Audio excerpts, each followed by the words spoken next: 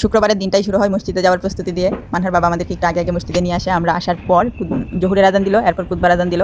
আর আমরা তো উপরে বসি মহিলাদের অংশে, আর মানহার বাবা তো ভিতরে বসে। উপর থেকে ওই অংশটা দেখা যায়, কিন্তু মানহার বাবাকে কোনোদিনও খুঁজে পাই না। আজকে একটু খুঁজে পাইলাম। খুঁজে পাওয়ার পর আমি মানহার বাবাকে একটা মেসেজ দিলাম, তুমি একটু উপরে তাকাও। ও তো ভাবছে উপরে তাকাইলে হয়তো আমাদেরকে দেখতে পাবে, সেই জন্য তাকাইলো। কিন্তু আমি ওকে বললাম তাকাইতে, একটু ভিডিও করে নেওয়ার জন্য। এরপর কুতবা শুরু হয়ে গেল। আর যখন কুতবা হয় এসব হয়, তখন মানহা মসজিদের ভিতর কী করে দেখো। মসজিদে ঢুকে আগে বলবো, আম্মাম তোমার নিকাবটা খুলে ফেলো। আমি নিকাব খুললে সে এইটা পরে ঘুরবে। নামাজ পর্যন্ত সে এই নিকাব পরে ঘুরবে। যখন নামাজ শেষ হবে তখন সে নিকাব খুলে আবার আমাকে দিবে যে আম্মাম নিকাব পরে নাও। মসজিদের সামনে তো বিশাল বাজার বসে, ওইখানে তো খাবার দাবার জিনিসই বেশি থাকে। আমরা এখান থেকে খাবার কিনে তখন আর খাই না, খাবারটা নিয়ে উপরে চলে আসি। তারপর নামাজ পড়ার পর আমরা মসজিদের এক কোণে বসে তিনজন খাওয়া দাওয়া করি। এই তো আমাদের খাওয়া দাওয়া শেষ। মানহার বাবা লাস্টে মানহাকে একটু খাওয়াই দিচ্ছিল।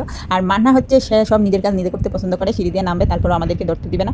আজকের মতো এখানেই বিদায় নিচ্ছি। দেখা হবে অন্য আরেকটি ভিডিওতে। সেই পর্যন্ত সকলেই ভালো থেকো। আমাদের ভিডিওটা ভালো লাগলে লাইক কমেন্ট সাবস্ক্রাইব করতে ভুলো না। জুম্মা মুবারক।